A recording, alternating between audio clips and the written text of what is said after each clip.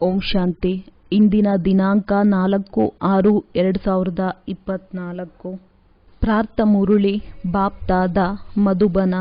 ಮಧುರ ಮಕ್ಕಳೇ, ಈಗ ಈ ಚೀಚಿ ಕೊಳಕು ಪ್ರಪಂಚಕ್ಕೆ ಬೆಂಕಿ ಹತ್ತಿಕೊಳ್ಳುವುದಿದೆ. ಆದ್ದರಿಂದ ಶರೀರ ಸಹಿತವಾಗಿ ಯಾವುದನ್ನು ನೀವು ನನ್ನದು ನನ್ನದು ಎಂದು ಹೇಳುತ್ತೀರಿ, ಇದನ್ನು ಮರೆತು ಬಿಡಬೇಕು. ಅದರೊಂದಿಗೆ ಮನಸ್ಸನ್ನಿಡಬಾರದು. ಪ್ರಶ್ನೆ: ತಂದೆಯು ನಿಮಗೆ ಈ ದುಃಖಧಾಮದೊಂದಿಗೆ ಏಕೆ ತಿರಸ್ಕಾರ ತರಿಸುತ್ತಾರೆ? ಉತ್ತರ: ಏಕೆಂದರೆ ನೀವು ಶಾಂತಿಧಾಮ ಸುಖಧಾಮಕ್ಕೆ ಹೋಗಬೇಕಾಗಿದೆ. ಈ ಕೊಳಕು ಪ್ರಪಂಚದಲ್ಲಿ ಈಗ ಇರಲೇಬಾರದು. ನೀವು ತಿಳಿದುಕೊಂಡಿದ್ದೀರಿ, ಆತ್ಮವು ಶರೀರದಿಂದ ಬೇರೆಯಾಗಿ ಮನೆಗೆ ಹೋಗುತ್ತದೆ. ಆದ್ದರಿಂದ ಈ ಶರೀರವನ್ನೇಕೆ ನೋಡುವುದು? ಯಾರದೇ ನಾಮರೂಪದ ಕಡೆಯೂ ಬುದ್ಧಿಯು ಹೋಗಬಾರದು. ಕೊಳಕು ವ್ಯರ್ಥ ವಿಚಾರಗಳು ಬರುತ್ತವೆ ಎಂದರೆ ಪದವಿ ಭ್ರಷ್ಟವಾಗುವುದು. ಓಂ ಶಾಂತಿ. ಶಿವತಂದೆಯು ತನ್ನ ಮಕ್ಕಳು ಆತ್ಮಗಳೊಂದಿಗೆ ಮಾತನಾಡುತ್ತಿದ್ದಾರೆ. ಆತ್ಮವೇ ಕೇಳುತ್ತದೆ. ತಮ್ಮನ್ನು ಆತ್ಮವೆಂದು ನಿಶ್ಚಯ ಮಾಡಬೇಕಾಗಿದೆ. ನಿಶ್ಚಯ ಮಾಡಿಕೊಂಡು ನಂತರ ಬೇಹದ್ದಿನ ತಂದೆಯು ಎಲ್ಲರನ್ನೂ ಕರೆದುಕೊಂಡು ಹೋಗುವುದಕ್ಕಾಗಿ ಬಂದಿದ್ದಾರೆಂದು ತಿಳಿಸಬೇಕಾಗಿದೆ. ದುಃಖದ ಬಂಧನದಿಂದ ಬಿಡಿಸಿ ಸುಖದ ಸಂಬಂಧದಲ್ಲಿ ಕರೆದುಕೊಂಡು ಹೋಗುತ್ತಾರೆ. ಸಂಬಂಧ ಸುಖವೆಂದು, ಬಂಧನವು ದುಃಖವೆಂದು ಹೇಳಲಾಗುತ್ತದೆ. ಈಗ ಇಲ್ಲಿ ಯಾರದೇ ನಾಮರೂಪ ಮುಂತಾದುವುದರಲ್ಲಿ ಮನಸ್ಸನ್ನಿಡಬಾರದು. ತಮ್ಮ ಮನೆಗೆ ಹೋಗುವುದಕ್ಕೆ ತಯಾರಿ ಮಾಡಿಕೊಳ್ಳಬೇಕಾಗಿದೆ. ಎಲ್ಲ ಆತ್ಮಗಳನ್ನು ಕರೆದುಕೊಂಡು ಹೋಗಲು ಬೇಹದ್ದಿನ ತಂದೆಯೂ ಬಂದಿದ್ದಾರೆ. ಆದ್ದರಿಂದ ಇಲ್ಲಿ ಯಾವುದರೊಂದಿಗೂ ಮನಸ್ಸನ್ನಿಡಬಾರದು. ಇದೆಲ್ಲವೂ ಕೊಳಕು ಬಂಧನವಾಗಿದೆ. ನೀವು ತಿಳಿದುಕೊಂಡಿದ್ದೀರಿ, ನಾವು ಈಗ ಪವಿತ್ರರಾಗುತ್ತೇವೆ. ಆದರೆ ನಮ್ಮ ಶರೀರವನ್ನು ಯಾವುದೇ ಕೊಳಕು ವಿಚಾರಗಳಿಂದ ಮುಟ್ಟಬಾರದು. ಆ ವಿಚಾರಗಳೇ ಹೊರಟು ಹೋಗುತ್ತವೆ. ಪವಿತ್ರರಾಗದ ವಿನಃ ಹಿಂತಿರುಗಿ ಮನೆಗೆ ಹೋಗಲು ಸಾಧ್ಯವಿಲ್ಲ. ನಂತರ ಒಂದು ವೇಳೆ ಸುಧಾರಣೆ ಆಗಲಿಲ್ಲವೆಂದರೆ ಶಿಕ್ಷೆಯನ್ನನುಭವಿಸಬೇಕು. ಈ ಸಮಯದಲ್ಲಿ ಎಲ್ಲ ಆತ್ಮಗಳು ಅಸುಧಾರಿತರಾಗಿ ಶರೀರದ ಜೊತೆ ಕೆಟ್ಟ ಕಾರ್ಯ ಮಾಡುತ್ತಾರೆ. ಕೊಳಕು ದೇಹಧಾರಿಗಳ ಜೊತೆ ಮನಸ್ಸು ಸಿಲುಕಿ ಹಾಕಿಕೊಂಡಿದೆ. ಈ ಎಲ್ಲ ಕೊಳಕು ವಿಚಾರಗಳನ್ನು ಬಿಟ್ಟು ಬಿಡಿ ಎಂದು ತಂದೆಯು ಬಂದು ತಿಳಿಸುತ್ತಿದ್ದಾರೆ. ಆತ್ಮವು ಶರೀರದಿಂದ ಬೇರೆಯಾಗಿ ಮನೆಗೆ ಹೋಗಬೇಕಾಗಿದೆ. ಇದು ಬಹಳ ಕೊಳಕು ಪ್ರಪಂಚವಾಗಿದೆ. ಇದರಲ್ಲಿ ನಾವು ಇರಬಾರದಾಗಿದೆ. ಯಾರನ್ನೂ ನೋಡಲು ಮನಸ್ಸಾಗುವುದಿಲ್ಲ. ಈಗಂತೂ ತಂದೆಯು ಸ್ವರ್ಗದಲ್ಲಿ ಕರೆದುಕೊಂಡು ಹೋಗಲು ಬಂದಿದ್ದಾರೆ. ತಂದೆಯು ತಿಳಿಸುತ್ತಾರೆ, ಮಕ್ಕಳೇ, ತಮ್ಮನ್ನು ಆತ್ಮನೆಂದು ತಿಳಿಯಿರಿ. ಪವಿತ್ರರಾಗಲು ತಂದೆಯನ್ನು ನೆನಪು ಮಾಡಿ. ಯಾವುದೇ ದೇಹಧಾರಿಯ ಜೊತೆ ಮನಸ್ಸನ್ನಿಡಬಾರದು. ಮಮತ್ವವಂತೂ ಸಂಪೂರ್ಣವಾಗಿ ಅಳಿಸಿ ಹಾಕಬೇಕಾಗಿದೆ. ಸ್ತ್ರೀ ಪುರುಷರಲ್ಲಿ ಬಹಳ ಪ್ರೀತಿ ಇರುತ್ತದೆ. ಒಬ್ಬರನ್ನು ಬಿಟ್ಟು ಒಬ್ಬರು ಅಗಲುವುದೇ ಇಲ್ಲ. ಈಗ ಇದು ಆತ್ಮ ಸಹೋದರ ಸಹೋದರ ಎಂದು ತಿಳಿಯಬೇಕು. ಕೊಳಕು ಆಲೋಚನೆಗಳಿರಬಾರದು. ಈಗ ಇದು ವೇಶ್ಯಾಲಯವಾಗಿದೆ. ವಿಕಾರಗಳ ಕಾರಣವೇ ನೀವು ಆದಿ ಮಧ್ಯ ಅಂತ್ಯ ದುಃಖವನ್ನು ಪಡೆದಿರಿ. ತಂದೆಯು ಈಗ ತಿರಸ್ಕಾರ ತರಿಸುತ್ತಾರೆ. ಈಗ ನೀವು ಹೋಗುವುದಕ್ಕಾಗಿ ಸ್ಟೀಮರ್ನಲ್ಲಿ ಕುಳಿತುಕೊಂಡಿದ್ದೀರಿ. ಈಗ ನಾವು ತಂದೆಯ ಬಳಿಗೆ ಹೋಗುತ್ತಿದ್ದೇವೆಂದು ಆತ್ಮವೇ ತಿಳಿದಿದೆ. ಈ ಇಡೀ ಹಳೆಯ ಪ್ರಪಂಚದೊಂದಿಗೆ ವೈರಾಗ್ಯವಿದೆ. ಈ ಚೀಚಿ ಪ್ರಪಂಚ ನರಕ ವೇಶ್ಯಾಲಯದಲ್ಲಿ ನಾವು ಇರಬಾರದು. ಹೀಗೆ ಯೋಚಿಸಿದ ನಂತರ ಮತ್ತೆ ವಿಕಾರದ ಕೆಟ್ಟ ಸಂಕಲ್ಪಗಳು ಬರುವುದು ಬಹಳ ಕೆಟ್ಟದ್ದಾಗಿದೆ. ಪದವಿಯು ಭ್ರಷ್ಟವಾಗಿ ಬಿಡುತ್ತದೆ. ತಂದೆಯು ತಿಳಿಸುತ್ತಾರೆ, ನಾನು ನಿಮ್ಮನ್ನು ಸುಂದರ ಪ್ರಪಂಚದಲ್ಲಿ ಸುಖಧಾಮದಲ್ಲಿ ಕರೆದುಕೊಂಡು ಹೋಗಲು ಬಂದಿದ್ದೇನೆ. ನಾನು ನಿಮ್ಮನ್ನು ಈ ವೇಶ್ಯಾಲಯದಿಂದ ತೆಗೆದು ಶಿವಾಲಯಕ್ಕೆ ಕರೆದುಕೊಂಡು ಹೋಗುತ್ತೇನೆ. ಅಂದ ಮೇಲೆ ಈಗ ಬುದ್ಧಿಯೋಗವು ಹೊಸ ಪ್ರಪಂಚದಲ್ಲಿರಬೇಕು. ಎಷ್ಟೊಂದು ಖುಷಿ ಇರಬೇಕು. ಬೇಅದ್ದಿನ ತಂದೆಯು ನಮಗೆ ಓದಿಸುತ್ತಾರೆ. ಈ ಬೇಅದ್ದಿನ ಸೃಷ್ಟಿ ಚಕ್ರವು ಹೇಗೆ ಸುತ್ತುತ್ತದೆ ಎಂಬುದಂತೂ ಬುದ್ಧಿಯಲ್ಲಿದೆ. ಸೃಷ್ಟಿ ಚಕ್ರವು ಅರಿತುಕೊಳ್ಳುವುದರಿಂದ ಅರ್ಥಾತ್ ಸ್ವದರ್ಶನ ಚಕ್ರಧಾರಿಗಳಾಗುವುದರಿಂದ ನೀವು ಚಕ್ರವರ್ತಿ ರಾಜರಾಗುತ್ತೀರಿ. ಒಂದು ವೇಳೆ ದೇಹಧಾರಿಗಳೊಂದಿಗೆ ಬುದ್ಧಿಯೋಗವನ್ನಿಟ್ಟರೆ ಪದವಿಯು ಭ್ರಷ್ಟವಾಗಿ ಬಿಡುವುದು. ಯಾವುದೇ ದೇಹದ ಸಂಬಂಧವು ನೆನಪಿಗೆ ಬರಬಾರದು. ಇದಂತೂ ದುಃಖದ ಪ್ರಪಂಚವಾಗಿದೆ. ಇದರಲ್ಲಿ ಎಲ್ಲರೂ ದುಃಖ ಕೊಡುವವರೇ ಇದ್ದಾರೆ. ತಂದೆಯು ಈ ಕೊಳಕು ಪ್ರಪಂಚದಿಂದ ಎಲ್ಲರನ್ನೂ ಕರೆದುಕೊಂಡು ಹೋಗುತ್ತಾರೆ. ಆದ್ದರಿಂದ ಈಗ ಬುದ್ಧಿಯೋಗವನ್ನು ತಮ್ಮ ಮನೆಯೊಂದಿಗೆ ಜೋಡಿಸಬೇಕು. ಮನುಷ್ಯರು ಮುಕ್ತಿಯಲ್ಲಿ ಹೋಗುವುದಕ್ಕಾಗಿ ಭಕ್ತಿ ಮಾಡುತ್ತಾರೆ. ನೀವು ಸಹ ಹೇಳುತ್ತೀರಿ, ನಾವು ಆತ್ಮಗಳು ಇಲ್ಲಿರಬಾರದು, ನಾವು ಈ ಚೀಚಿ ಶರೀರವನ್ನು ಬಿಟ್ಟು ನಮ್ಮ ಮನೆಗೆ ಹೋಗುತ್ತೇವೆ. ಇದಂತೂ ಶರೀರ ಹಳೆಯ ಪಾದರಕ್ಷೆಯಾಗಿದೆ. ತಂದೆಯನ್ನು ನೆನಪು ಮಾಡುತ್ತಾ ಮಾಡುತ್ತಾ ಈ ಶರೀರವೂ ಸಹ ಬಿಟ್ಟು ಹೋಗುವುದು. ಅಂತ್ಯಕಾಲದಲ್ಲಿ ತಂದೆಯ ವಿನಃ ಮತ್ಯಾವುದೇ ವಸ್ತು ನೆನಪಿರಬಾರದು. ಈ ಶರೀರವನ್ನು ಸಹ ಇಲ್ಲಿಯೇ ಬಿಡಬೇಕಾಗಿದೆ. ಶರೀರ ಹೋಯಿತೆಂದರೆ ಎಲ್ಲವೂ ಹೋಯಿತು. ದೇಹ ಸಹಿತ ಏನೆಲ್ಲವೂ ಇದೆಯೋ, ಯಾವುದನ್ನು ನೀವು ನನ್ನದು ನನ್ನದು ಎಂದು ಹೇಳುತ್ತೀರೋ ಇದೆಲ್ಲವನ್ನು ಮರೆಯಬೇಕಾಗಿದೆ. ಈ ಚೀಚಿ ಪ್ರಪಂಚಕ್ಕೆ ಬೆಂಕಿ ಬೀಳುವುದಿದೆ. ಆದ್ದರಿಂದ ಈಗ ಇದರೊಂದಿಗೆ ಮನಸ್ಸನ್ನಿಡಬಾರದು. ಆದ್ದರಿಂದಲೇ ತಂದೆಯು ತಿಳಿಸಿಕೊಡುತ್ತಾರೆ, ಮಧುರಾತಿ ಮಧುರ ಮಕ್ಕಳೇ, ನಾನು ನಿಮಗಾಗಿ ಸ್ವರ್ಗ ಸ್ಥಾಪನೆ ಮಾಡುತ್ತಿದ್ದೇನೆ. ಅಲ್ಲಿ ನೀವೇ ಹೋಗಿ ಇರುತ್ತೀರಿ. ಈಗ ನಿಮ್ಮ ಮುಖದ ಅದರ ಕಡೆ ಇದೆ. ತಂದೆಯನ್ನು, ಮನೆಯನ್ನು, ಸ್ವರ್ಗವನ್ನು ನೆನಪು ಮಾಡಬೇಕು. ದುಃಖಧಾಮದಿಂದ ತಿರಸ್ಕಾರವೂ ಬರುತ್ತದೆ. ಈ ಶರೀರಗಳಿಂದಲೂ ತಿರಸ್ಕಾರ ಬರುತ್ತದೆ. ಅಂದ ಮೇಲೆ ವಿವಾಹ ಮಾಡಿಕೊಳ್ಳುವ ಈ ಶರೀರಗಳಿಂದಲೂ ತಿರಸ್ಕಾರ ಬರುತ್ತದೆ. ಅಂದ ಮೇಲೆ ವಿವಾಹ ಮಾಡಿಕೊಳ್ಳುವ ಅವಶ್ಯಕತೆಯಾದರೂ ಏನಿದೆ? ವಿವಾಹ ಮಾಡಿಕೊಳ್ಳುವುದರಿಂದ ಶರೀರದೊಂದಿಗೆ ಮನಸ್ಸು ತೊಡಗಿಬಿಡುತ್ತದೆ. ತಂದೆಯು ಹೇಳುತ್ತಾರೆ, ಈ ಹಳೆಯ ಪಾದರಕ್ಷೆಗಳೊಂದಿಗೆ ಸ್ನೇಹವನ್ನಿಡಬೇಡಿ. ಇದಂತೂ ವೇಶ್ಯಾಲಯವಾಗಿದೆ. ಎಲ್ಲರೂ ಪತಿತರೇ ಪತಿತರಾಗಿದ್ದಾರೆ. ರಾವಣ ರಾಜ್ಯವಾಗಿದೆ.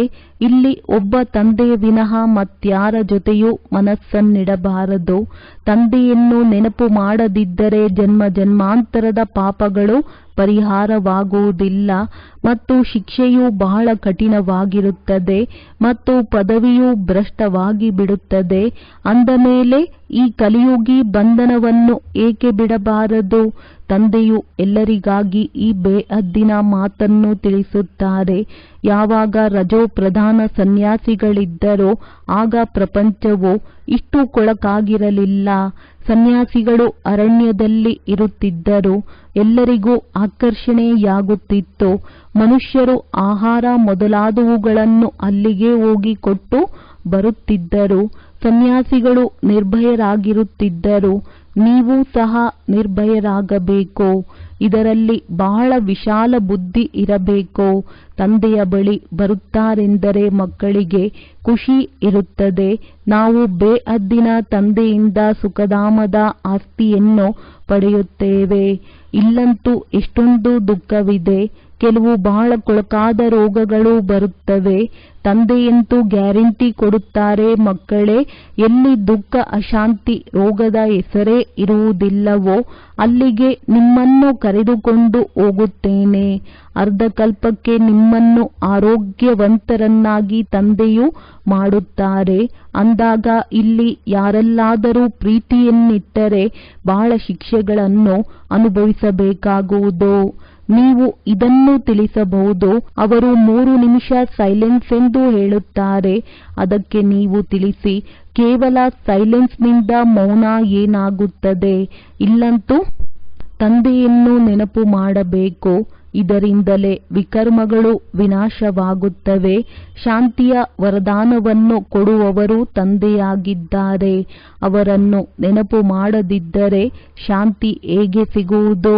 ಅವರನ್ನು ನೆನಪು ಮಾಡಿದಾಗಲೇ ಆಸ್ತಿಯು ಸಿಗುವುದು. ಶಿಕ್ಷಕರಿಗೂ ಸಹ ಬಹಳ ಪಾಠವನ್ನು ಓದಿಸಬೇಕು. ಎಲ್ಲರೂ ಎದ್ದು ನಿಲ್ಲಬೇಕು. ಆಗ ಯಾರೂ ಏನೂ ಹೇಳುವುದಿಲ್ಲ. ತಂದೆಗೆ ಅರ್ಪಣೆಯಾಗಿದ್ದೀರೆಂದರೆ ಹೊಟ್ಟೆಗಂತೂ ಖಂಡಿತ ಸಿಗುತ್ತದೆ. ಶರೀರ ನಿರ್ವಹಣೆಗಂತೂ ಬಹಳ ಸಿಗುತ್ತದೆ. ಹೇಗೆ ವೇದಾಂತಿ ಮಗು ಪರೀಕ್ಷೆಯನ್ನು ಬರೆಯಬೇಕಾದರೆ ಆ ಪ್ರಶ್ನೆ ಪತ್ರಿಕೆಯಲ್ಲಿ ಗೀತೆಯ ಭಗವಂತ ಯಾರು ಎಂಬ ಪ್ರಶ್ನೆ ಇತ್ತು. ಅದಕ್ಕೆ ಅವರು ಪರಂಪಿತ ಪರಮಾತ್ಮ ಶಿವ ಎಂದು ಬರೆದು ಬಿಟ್ಟರು.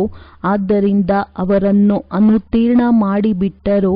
ಮತ್ತು ಯಾರು ಗೀತೆಯ ಭಗವಂತ ಕೃಷ್ಣನೆಂದು ಬರೆದಿದ್ದರು ಅವರನ್ನು ತೇರ್ಗಡೆ ಮಾಡಿದರು. ಈ ಮಗುವು ಸತ್ಯವನ್ನು ತಿಳಿಸಿದ್ದರಿಂದ ಅವರು ತಿಳಿಯದ ಕಾರಣ ಅನುತ್ತೀರ್ಣ ಮಾಡಿದರು. ಈ ಮಗುವು ಸತ್ಯವಾಗಿ ಬರೆದಿನೆಂದು ಅವರನ್ನು ಕೇಳಬೇಕಿತ್ತು. ಏಕೆಂದರೆ ಗೀತೆಯ ಭಗವಂತ ನಿರಾಕಾರ ಪರಂಪಿತ ಪರಮಾತ್ಮನೇ ಆಗಿದ್ದಾರೆಯೇ ಹೊರತು ದೇಹಧಾರಿ ಕೃಷ್ಣನಾಗಿರಲು ಸಾಧ್ಯವಿಲ್ಲ. ಆದರೆ ಮಗುವಿಗೆ ಮುಂದೆ ಓದಲು ಇಷ್ಟವಿಲ್ಲದಿದ್ದ ಕಾರಣ, ಈ ಆತ್ಮಿಕ ಸೇವೆ ಮಾಡುವ ಮನಸ್ಸಿದ್ದ ಕಾರಣ ಆ ವಿದ್ಯೆಯನ್ನೇ ಬಿಟ್ಟರು. ನಿಮಗೆ ತಿಳಿದಿದೆ, ಈಗ ತಂದೆಯನ್ನು ನೆನಪು ಮಾಡುತ್ತಾ ನಮ್ಮ ಈ ಶರೀರವನ್ನು ಬಿಟ್ಟು ಶಾಂತಿಧಾಮಕ್ಕೆ ಹೋಗಬೇಕಾಗಿದೆ. ನೆನಪು ಮಾಡುವುದರಿಂದ ಆರೋಗ್ಯ ಐಶ್ವರ್ಯ ಎರಡೂ ಸಿಗುತ್ತದೆ. ಭಾರತದಲ್ಲಿ ಸುಖ ಶಾಂತಿ ಇತ್ತಲ್ಲವೇ? ಇಂತಿಂತಹ ಮಾತುಗಳು ನೀವು ಕುಮಾರಿಯರು ಕುಳಿತು ತಿಳಿಸುತ್ತೀರೆಂದರೆ ಯಾರೂ ಮಾತನಾಡುವುದಿಲ್ಲ. ಒಂದು ವೇಳೆ ಯಾರೇ ಹೆದರಿಸಿದರೆ ಕಾಯಿದೆಯನುಸಾರ ನೀವು ಸಹ ಮಾತನಾಡಿ. ದೊಡ್ಡ ಅಧಿಕಾರಿಗಳ ಬಳಿ ಹೋಗಿ ಏನು ಮಾಡುತ್ತಾರೆ? ನೀವು ಹಸಿವಿನಿಂದ ಸಾಯಬೇಕೆಂದಲ್ಲ, ಬಾಳೆಹಣ್ಣು ಅಥವಾ ಮೊಸರಿನೊಂದಿಗಾದರೂ ರೊಟ್ಟಿಯನ್ನು ತಿನ್ನಬಹುದು. ಮನುಷ್ಯರು ಹೊಟ್ಟೆಗಾಗಿ ಎಷ್ಟೊಂದು ಪಾಪ ಮಾಡುತ್ತಾರೆ. ತಂದೆಯು ಬಂದು ಎಲ್ಲರನ್ನೂ ಪಾಪಾತ್ಮರಿಂದ ಪುಣ್ಯಾತ್ಮರನ್ನಾಗಿ ಮಾಡುತ್ತಾರೆ. ಇದರಲ್ಲಿ ಪಾಪ ಮಾಡುವ, ಸುಳ್ಳು ಹೇಳುವ ಅವಶ್ಯಕತೆ ಏನಿಲ್ಲ. ನಿಮಗಂತೂ 3/4 ಭಾಗ ಸುಖ ಸಿಗುತ್ತದೆ. ಉಳಿದಂತೆ 1/4 ಭಾಗ ದುಃಖವನ್ನು ಭೋಗಿಸುತ್ತೀರಿ. ಈಗ ತಂದೆಯೂ ತಿಳಿಸುತ್ತಾರೆ, ಮಧುರ ಮಕ್ಕಳೇ, ನನ್ನನ್ನು ನೆನಪು ಮಾಡಿದರೆ ನಿಮ್ಮ ಜನ್ಮಾಂತರದ ಪಾಪಗಳು ಭಸ್ಮವಾಗುತ್ತವೆ. ಮತ್ಯಾವುದೇ ಉಪಾಯವಿಲ್ಲ. ಭಕ್ತಿ ಮಾರ್ಗದಲ್ಲಂತೂ ಬಹಳ ಪೆಟ್ಟನ್ನು ತಿನ್ನುತ್ತೀರಿ. ಶಿವನ ಪೂಜೆಯಂತೂ ಮನೆಯಲ್ಲಿಯೂ ಮಾಡಬಹುದು. ಆದರೆ ಹೊರಗಡೆ ಮಂದಿರಕ್ಕೆ ಅವಶ್ಯವಾಗಿ ಹೋಗುತ್ತಾರೆ. ಇಲ್ಲಂತೂ ನಿಮಗೆ ತಂದೆಯೂ ಸಿಕ್ಕಿದ್ದಾರೆ. ನಿಮಗೆ ಚಿತ್ರವನ್ನಿಟ್ಟುಕೊಳ್ಳುವ ಅವಶ್ಯಕತೆ ಇಲ್ಲ. ನೀವು ತಂದೆಯನ್ನು ತಿಳಿದುಕೊಂಡಿದ್ದೀರಿ. ಅವರು ನಮ್ಮ ಬೇಅದ್ದಿನ ತಂದೆಯಾಗಿದ್ದಾರೆ. ಮಕ್ಕಳಿಗೆ ಸ್ವರ್ಗದ ರಾಜ್ಯಭಾಗ್ಯದ ಆಸ್ತಿಯನ್ನು ಕೊಡುತ್ತಿದ್ದಾರೆ. ನೀವು ತಂದೆಯಿಂದ ಆಸ್ತಿಯನ್ನು ಪಡೆಯಲು ಬರುತ್ತೀರಿ ಅಂದ ಮೇಲೆ ಇಲ್ಲಿ ಯಾವುದೇ ಶಾಸ್ತ್ರಗಳನ್ನು ಓದುವ ಮಾತಿಲ್ಲ. ಕೇವಲ ತಂದೆಯನ್ನು ನೆನಪು ಮಾಡಬೇಕಾಗಿದೆ. ಬಾಬಾ, ನಾವು ಈಗ ಬಂದೆವೆಂದರೆ ಬಂದೆವು. ನೀವು ಮನೆಯನ್ನು ಬಿಟ್ಟು ಎಷ್ಟು ಸಮಯವಾಯಿತು? ಸುಖಧಾಮವನ್ನು ಬಿಟ್ಟು 63 ಜನ್ಮಗಳಾಯಿತು. ಈಗ ತಂದೆ ಹೇಳುತ್ತಾರೆ, ಈಗ ಶಾಂತಿಧಾಮ ಸುಖಧಾಮಕ್ಕೆ ನಡೆಯಿರಿ. ಈ ದುಃಖಧಾಮವನ್ನು ಮರೆತು ಹೋಗಿ ಶಾಂತಿಧಾಮ ಸುಖಧಾಮವನ್ನು ನೆನಪು ಮಾಡಿ. ಮತ್ಯಾವುದೇ ಕಷ್ಟದ ಮಾತಿಲ್ಲ. ಶಿವಬಾಬನಿಗೆ ಯಾವುದೇ ಶಾಸ್ತ್ರ ಮೊದಲಾದವುಗಳನ್ನು ಓದುವ ಅವಶ್ಯಕತೆ ಇಲ್ಲ. ಈ ಬ್ರಹ್ಮ ಓದಿದ್ದಾರೆ. ನಿಮಗಂತೂ ಈ ಶಿವಬಾಬಾ ಓದಿಸುತ್ತಾರೆ. ಈ ಬ್ರಹ್ಮರವರೂ ಸಹ ಓದಿಸಬಹುದು.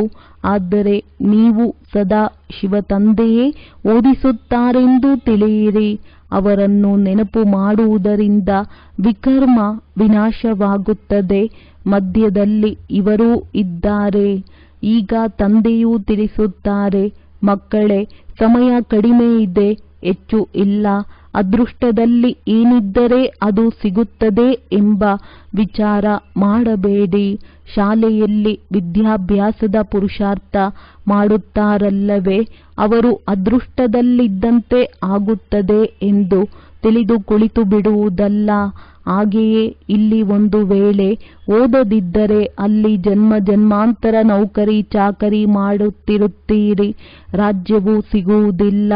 ಎಲ್ಲ ಮುಗಿದ ನಂತರ ಕೊನೆಯಲ್ಲಿ ಒಮ್ಮೆ ರಾಜನಿಗೆ ಕಿರೀಟವನ್ನಿಟ್ಟುಕೊಳ್ಳಬಹುದು, ಅದು ತ್ರೇತಾದಲ್ಲಿ. ಮೂಲ ಮಾತು ಪವಿತ್ರರನ್ನಾಗಿ ಅನ್ಯರನ್ನು ಮಾಡುವುದಾಗಿದೆ. ಸತ್ಯನಾರಾಯಣನ ಸತ್ಯವಾದ ಕಥೆಯನ್ನು ತಿಳಿಸುವುದು ಸಹಜವಾಗಿದೆ. ಮೊಟ್ಟ ಮೊದಲು ಎಲ್ಲರಿಗೂ ತಿಳಿಸಿ, ನಿಮಗೆ ಇಬ್ಬರು ತಂದೆಯರಿದ್ದಾರೆ.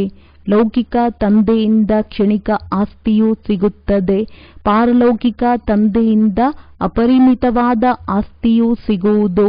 ಬೇಹದ್ದಿನ ತಂದೆಯನ್ನು ನೆನಪು ಮಾಡುವುದರಿಂದ ದೇವತೆಗಳಾಗುತ್ತೀರಿ. ಆದರೆ ಅದರಲ್ಲಿಯೂ ಶ್ರೇಷ್ಠ ಪದವಿಯನ್ನೇ ಪಡೆಯಬೇಕು. ಪದವಿಯನ್ನು ಪಡೆಯುವುದಕ್ಕಾಗಿಯೇ ಎಷ್ಟೊಂದು ಒಡೆದಾಟ ಮಾಡುತ್ತಾರೆ. ಅಂತಿಮದಲ್ಲಿ ಪರಸ್ಪರ ಬಾಂಬುಗಳ ಸಹಯೋಗ ನೀಡುತ್ತಾರೆ. ಇಷ್ಟೊಂದು ಧರ್ಮಗಳು ಮೊದಲು ಇರಲಿಲ್ಲ, ಕೊನೆಯಲ್ಲಿಯೂ ಇರುವುದಿಲ್ಲ. ನೀವು ರಾಜ್ಯ ಮಾಡುವವರಾಗಿದ್ದೀರಿ ಅಂದ ಮೇಲೆ ತಮ್ಮ ಮೇಲೆ ದಯೆ ತೋರಿಸಿಕೊಳ್ಳಿ. ಕೊನೆ ಪಕ್ಷ ಶ್ರೇಷ್ಠ ಪದವಿಯನ್ನಾದರೂ ಪಡೆಯಿರಿ. ಮಕ್ಕಳು ನಮ್ಮ ಒಂದು ಇಟ್ಟಿಗೆಯನ್ನಾದರೂ ಹಾಕಿ ಎಂದು ಎಂಟಾಣೆಯನ್ನು ಕೊಡುತ್ತಾರೆ. ಸುಧಾಮನ ಉದಾಹರಣೆ ಕೇಳಿದ್ದೀರಲ್ಲವೇ. ಒಂದು ಇಡೀ ಅವಲಕ್ಕಿಗೆ ಬದಲಾಗಿ ಮೆಹಲು ಸಿಕ್ಕಿಬಿಟ್ಟಿತು. ಬಡವರ ಬಳಿ ಇರುವುದೇ ಎಂಟಾಣೆ ಅಂದ ಮೇಲೆ ಅದನ್ನೇ ಕೊಡುವರಲ್ಲವೇ.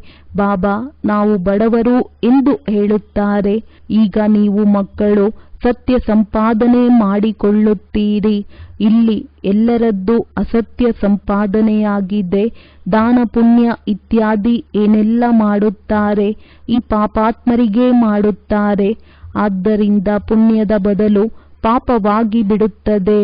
ಹಣ ಕೊಡುವವರ ಮೇಲೂ ಪಾಪವಾಗಿ ಬಿಡುತ್ತದೆ. ಹೀಗೆ ಮಾಡುತ್ತಾ ಮಾಡುತ್ತಾ ಎಲ್ಲರೂ ಪಾಪಾತ್ಮರಾಗಿ ಬಿಡುತ್ತಾರೆ. ಸತ್ಯಯುಗದಲ್ಲೇ ಪುಣ್ಯಾತ್ಮರಿರುತ್ತಾರೆ. ಅದು ಪುಣ್ಯಾತ್ಮರ ಪ್ರಪಂಚವಾಗಿದೆ. ಅದನ್ನಂತೂ ತಂದೆಯೇ ಮಾಡುತ್ತಾರೆ. ಪಾಪಾತ್ಮರನ್ನಾಗಿ ರಾವಣ ಮಾಡುತ್ತಾನೆ. ಅದರಿಂದ ಕೊಳಕಾಗಿ ಬಿಡುತ್ತಾರೆ. ಈಗ ತಂದೆ ಹೇಳುತ್ತಾರೆ, ಮಕ್ಕಳೇ ಕೊಳಕು ಕರ್ಮವನ್ನು ಮಾಡಬೇಡಿ. ಹೊಸ ಪ್ರಪಂಚದಲ್ಲಿ ಈ ಕೊಳಕಿರುವುದಿಲ್ಲ. ಹೆಸರೇ ಆಗಿದೆ ಸ್ವರ್ಗ. ಅಂದ ಮೇಲೆ ಮತ್ತೇನು? ಸ್ವರ್ಗವೆಂದು ಹೇಳುವುದರಿಂದಲೇ ಬಾಯಲ್ಲಿ ನೀರು ಬರುತ್ತದೆ. ದೇವತೆಗಳು ಇದ್ದು ಹೋಗಿದ್ದಾರೆ, ಆದ್ದರಿಂದಲೇ ನೆನಪಾರ್ಥವಿದೆ. ಆತ್ಮವು ಅವಿನಾಶಿಯಾಗಿದೆ. ಎಷ್ಟೊಂದು ಪಾತ್ರಧಾರಿಗಳಿದ್ದಾರೆ. ಎಲ್ಲಿಯೋ ಕುಳಿತಿರಬೇಕೋ ಅಲ್ಲಿಂದ ಪಾತ್ರವನ್ನಭಿನಯಿಸಲು ಬರುತ್ತಾರೆ. ಈಗ ಕಲಿಯುಗದಲ್ಲಿ ಎಷ್ಟೊಂದು ಮನುಷ್ಯರಿದ್ದಾರೆ. ದೇವಿ ದೇವತೆಗಳ ರಾಜ್ಯವು ಇಲ್ಲವೇ ಇಲ್ಲ. ಯಾರಿಗಾದರೂ ತಿಳಿಸುವುದು ಬಹಳ ಸಹಜವಾಗಿದೆ. ಈಗ ಪುನಃ ಒಂದು ಧರ್ಮದ ಸ್ಥಾಪನೆಯಾಗುತ್ತಿದೆ. ಉಳಿದೆಲ್ಲ ಧರ್ಮಗಳು ಸಮಾಪ್ತಿಯಾಗುತ್ತವೆ. ನೀವು ಸ್ವರ್ಗದಲ್ಲಿದ್ದಾಗ ಮತ್ಯಾವುದೇ ಧರ್ಮವಿರಲಿಲ್ಲ. ಚಿತ್ರದಲ್ಲಿ ರಾಮನಿಗೆ ಬಾಣವನ್ನು ತೋರಿಸಿದ್ದಾರೆ, ಆದರೆ ಅಲ್ಲಿ ಬಾಣಗಳ ಮಾತೇ ಇಲ್ಲ. ಇದು ಸಹ ನಿಮಗೆ ತಿಳಿದಿದೆ. ಕಲ್ಪದ ಹಿಂದೆ ಯಾರೆಷ್ಟು ಸರ್ವಿಸ್ ಮಾಡಿದ್ದಾರೆಯೋ ಅವರೇ ಈಗ ಮಾಡುತ್ತಾರೆ. ಯಾರು ಬಹಳ ಸರ್ವಿಸ್ ಮಾಡುವರೋ ಅವರು ತಂದೆಗೂ ಬಹಳ ಪ್ರಿಯರಾಗುತ್ತಾರೆ. ಲೌಕಿಕ ತಂದೆಗೂ ಸಹ ಯಾವ ಮಕ್ಕಳು ಚೆನ್ನಾಗಿ ಓದುತ್ತಾರೆ ಅವರ ಪ್ರತಿ ತಂದೆಗೆ ಬಹಳ ಪ್ರೀತಿ ಇರುತ್ತದೆ. ಯಾರು ಒಡೆದಾಡುತ್ತಾ ಜಗಳವಾಡುತ್ತಾ ತಿನ್ನುತ್ತಾ ಓಡಾಡಿದರೆ ಅವರನ್ನು ಪ್ರೀತಿ ಮಾಡುತ್ತಾರೆಯೇ. ಸರ್ವಿಸ್ ಮಾಡುವವರು ಬಹಳ ಪ್ರಿಯರಾಗುತ್ತಾರೆ. ಒಂದು ಕಥೆ ಇದೆ. 2 ಬೆಕ್ಕುಗಳು ಕಚ್ಚಾಡಿದವು. ಬೆಣ್ಣೆಯನ್ನು ಕೃಷ್ಣನು ತಿಂದು ಬಿಟ್ಟನು. ಇಡೀ ವಿಶ್ವರಾಜ್ಯರೂಪಿ ಬೆಣ್ಣೆಯು ನಿಮಗೆ ಸಿಗುತ್ತದೆ ಅಂದಾಗ ಈಗ ತಪ್ಪು ಮಾಡಬಾರದು. ಪತಿತರಾಗಬಾರದು. ಇದರ ಹಿಂದೆ ರಾಜ್ಯ ಭಾಗ್ಯವನ್ನು ಕಳೆದುಕೊಳ್ಳಬೇಡಿ. ತಂದೆಯ ಆದೇಶ ಸಿಗುತ್ತದೆ. ನೆನಪು ಮಾಡದಿದ್ದರೆ ಪಾಪದ ಹೊರೆಯು ಏರುತ್ತಾ ಹೋಗುವುದು. ಮತ್ತೆ ಬಹಳ ಶಿಕ್ಷೆಗಳನ್ನು ಅನುಭವಿಸಬೇಕಾಗುವುದು. ತುಂಬಾ ಅಳುತ್ತೀರಿ. 21 ಜನ್ಮಗಳ ರಾಜ್ಯ ಭಾಗ್ಯವೂ ಸಿಗುತ್ತದೆ. ಒಂದು ವೇಳೆ ಇದರಲ್ಲಿ ಅನುತ್ತೀರ್ಣರಾದರೆ ಬಹಳ ಅಳುತ್ತೀರಿ. ತಂದೆಯು ತಿಳಿಸುತ್ತಾರೆ, ಅತ್ತೆಯ ಮನೆಯನ್ನಾಗಲಿ ತಂದೆಯ ಮನೆಯನ್ನಾಗಲಿ ನೆನಪು ಮಾಡಬಾರದು. ಭವಿಷ್ಯ ಹೊಸ ಮನೆಯನ್ನೇ ನೆನಪು ಮಾಡಬೇಕು. ತಂದೆಯು ತಿಳಿಸುತ್ತಾರೆ, ಯಾರನ್ನಾದರೂ ನೋಡಿ ಅವರ ಹಿಂದೆ ಸಿಕ್ಕಿಕೊಳ್ಳಬಾರದು. ಹೂವುಗಳಾಗಬೇಕು.